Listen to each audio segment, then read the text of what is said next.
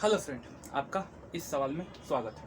यहाँ पर जैसे कि देखने को मिल रहा है कि difference between the cost price and selling price of a pair of shoes जो है 1200 रुपये 1200 है। If the profit is 15% then selling price is, सीधी सी बात है ना। तो पहली बात तो ये समझ लेते हैं कि ये क्वेश्चन जो है खास करके ट्रेंडिंग में अभी ऐसे क्वेश्चंस आ रही ही हैं, एसएससी में हो या बैंकिंग में हो, आ रहे हैं। और रेलवे भी अपना सिलेबस अकॉर्डिंग वाइज आस्ते आस्ते चेंज कर ही रहा है। इसमें कोई मतलब ऐसा इशू है ही नहीं कि नहीं आएगा। एक दो सवाल आने ही आने हैं, परसेंटेज प्रॉफिट लॉस बोल के आने ही हैं। ये सिर्फ बोलने का है चक्कर कि हाँ हम परसेंटेज दे रहे हैं या प्रॉफिट दे रहे हैं, ये दोनों कंबाइन करके दे देते हैं। और ख़ास करके पहले जो कुछ दिन पहले जो मैंने कि कुछ साल पहले जो था, ये सिर्फ कॉस्ट प्राइस और सेलिंग प्राइस के ऊपर प्रॉब्लम्स आते थे गवर्नमेंट एग्जाम में। बट अब क्या करते हैं कि कॉस्ट प्राइस और सेलिंग प्राइस के साथ प्रॉफिट को भी ऐड किया जा रहा है, तो थोड़ा कॉम्प्लेक्स हो जा रहा है। कैंडिडेट क्या करते हैं, ये सम्स को ही छोड़ देते हैं कहीं कहीं जगहों पे। जो अच्छे कैंडिडेट है वो तो कर ही लेते हैं, वो स्मार्ट है ही, बट जो नहीं है उनको भी सीखने की ज़रूरत है। तो चलिए आज इस सम से ही शुरुआत करते हैं। आस्ते आस्ते मिसलिनियस प्रॉब्लम्स को मैं करा रहा हूँ। इस सम्स को कराते कराते मैं इस करा दूंगा, इसके कराने के बाद मैं एक शॉर्ट्स डालूंगा इसी सम्स के ऊपर कि हम जल्दी से जल्दी इस वीडियो को कैसे quick and little of time में हम लोग इसको सॉल्व कर सकें। तो इस सवाल को क्या लिखा हुआ है, difference between the cost price and selling price is 1200। Difference है मतलब क्रय मूल्य और विक्रय मूल्य का अंतर दिया हुआ है 1200 रुपया। और बोल रहा है कि प्रॉफिट होगा, मतलब याद रखिएगा जब भी प्रॉफिट होता है ना उस समय कॉस्ट प्राइस जो होता है छोटा होता है सेलिंग प्राइस से, ठीक है। मतलब जो विक्रय मूल्य जो होता है वो क्रय मूल्य से ज़्यादा होता है। विक्रय मूल्य हर समय ज़्यादा होगा तभी तो यार। मान लीजिए इस पेन का दाम है, इस पेन का 5 रुपये दाम है, अगर मैं इसको 7 रुपये में बेचूँ तो 2 रुपये का बेनिफिट हुआ। तो मतलब 7 रुपये में बेचा तो 2 रुपये का बेनिफिट, 5 का तो बनाने का मैन्युफैक्चरिंग प्राइस 2 रुपया हुआ ना। सिंपल सी तरीका है ना, फिर कॉमन सी सेंस है। इस चीज़ को इतना एनालाइज नहीं करते हैं, सिंपल सा एक तरीका को जो ऑब्जर्वेशन है उस ऑब्जर्वेशन के हिसाब से काम करते हैं। तो प्रॉफिट होगा तो प्रॉफिट में क्या करेंगे, ऑलवेज हम लोग देखेंगे, ध्यान देंगे कि सेलिंग प्राइस जो होता है ना वो selling price always cost price से ज़्यादा होता है तभी बेनिफिट होता है। तो selling price minus cost price is equals to 1200। यहाँ पर हम लोग क्रय मूल्य विक्रय मूल्य को सेलिंग प्राइस कॉस्ट प्राइस को हम लोग सिंपल सा तरीका में डिनोट कर रहे हैं एस और सी से, बस और कुछ नहीं।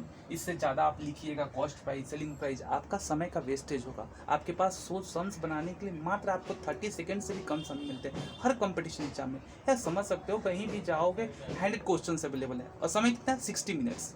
यार एक मिनट भी दो कम से कम, तो वो भी नहीं है हमारे पास। हमारे पास बहुत लिटिल वाइट टाइप क्वेश्चन के समय होते हैं 40 सेकेंड या 30 सेकेंड के ऑलमोस्ट होते हैं अप्रॉक्स। कभी कभी ऐसा होता है कि किसी क्वेश्चन में हम लोग अटके ही रह गए 3 मिनट के लिए।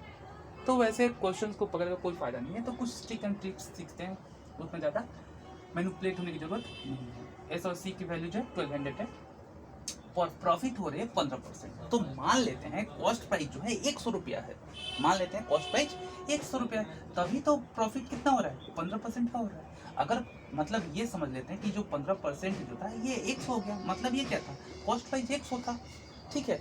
तो प्रॉफिट कितना हो गया 15 रुपया हो गया, सीधा बात है। तो यहाँ पर थोड़ा सा एक तरीका लेते हैं, यहाँ पर एक्स का अलजेब्रिक फॉर्म में था घुसते हैं, या चाहेंगे तो आप इसको रेशियो मेथड में भी बता सकते हैं। चलिए रेशियो मेथड से ही बनाते तो जल्दी होगा। ये देख रहे हैं, जब हम लोग अभी हम कुछ देर पहले बोलते हैं कि अगर इसका कॉस्ट प्राइस, इसका मैन्युफैक्चरिंग प्राइस 5 रुपया होगा, अगर हमें इसकी बेनिफिट, इसके प्रॉफिट जो चाहिए, इसको गेन जो चाहिए 2 रुपये का चाहिए, तो इसको बेचना कितना पड़ेगा 7 रुपीज़ में। तो ये देखिए कॉस्ट प्राइस इसका है 100 रुपीज़, इसको हमको बेनिफिट चाहिए 15 रुपया, तो सेलिंग प्राइस कितना हो जाएगा जी, तो सेलिंग प्राइस हो जाएगा आपका कितना 100 प्लस 15, मतलब 115 हो जाएगा, सीधी सी बात है। तो सेलिंग प्राइस कितना हो गया 115 रुपया हो गया, कॉस्ट प्राइस कितना था 100 रुपया। ये बोल रहा है कि सेलिंग प्राइस और कॉस्ट प्राइस का अंतर जो है डिफरेंस है 1200 है।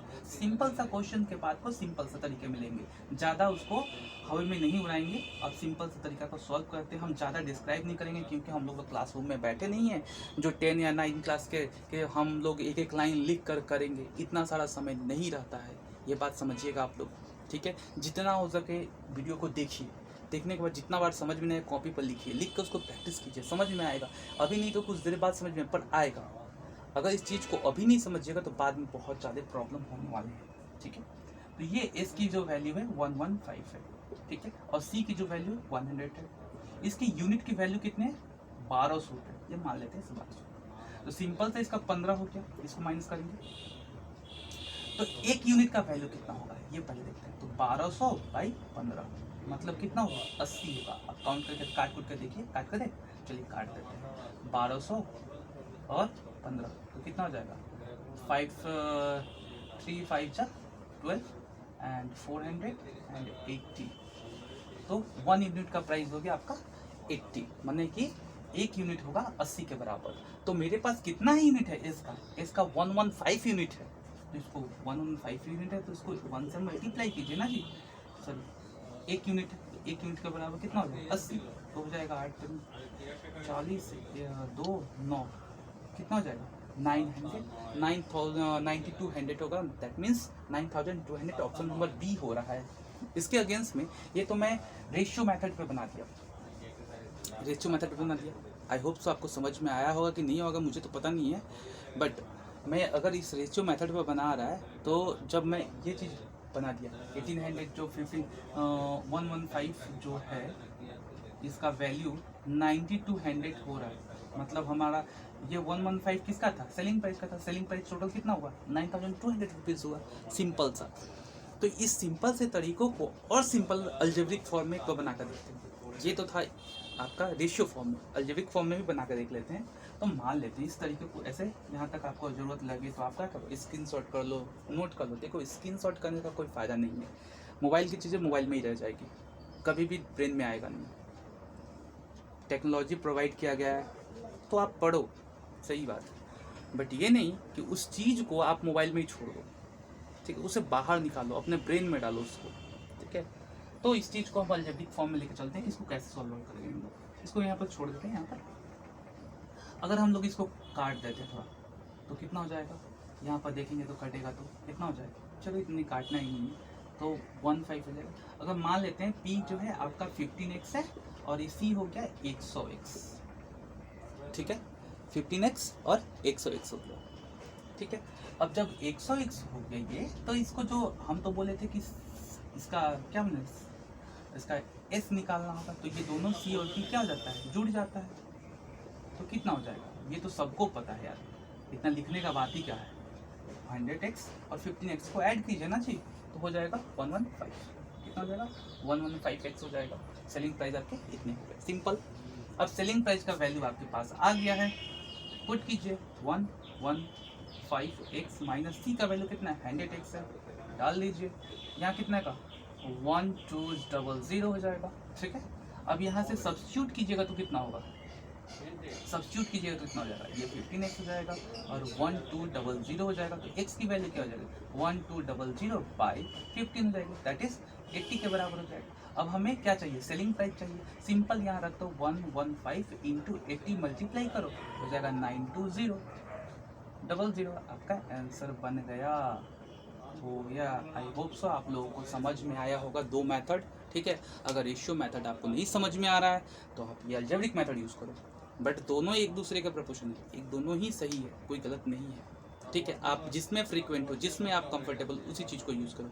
अगर आपको ये वीडियो आई होप सो आपको, मुझे जहाँ तक पता है कि आपको अगर समझ में आ गया हो, तो प्लीज़ वीडियो को लाइक एंड सब्सक्राइब करिएगा, जिससे कि हमें मोटिवेशन मिलता रहे, जिससे कि हम वीडियो आपके लिए कंटिन्यूस बनाते रहें, जिससे आपका तैयारी हर समय कंटिन्यू बना रहे।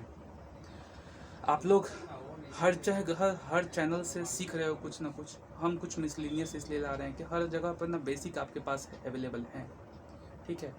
बट जो चीज़ होनी चाहिए, कंटेंट होनी चाहिए, वो कंटेंट नहीं है मेरे पास। मानता हूँ कि मेरे पास जो डिजिटल बोर्ड नहीं है, बट यहीं से सही आप लोग यहीं से कुछ हो सके, आप लोग का मेरा सबका भला हो जाए यहीं से, ठीक है। So thank you, good bye, have a good day.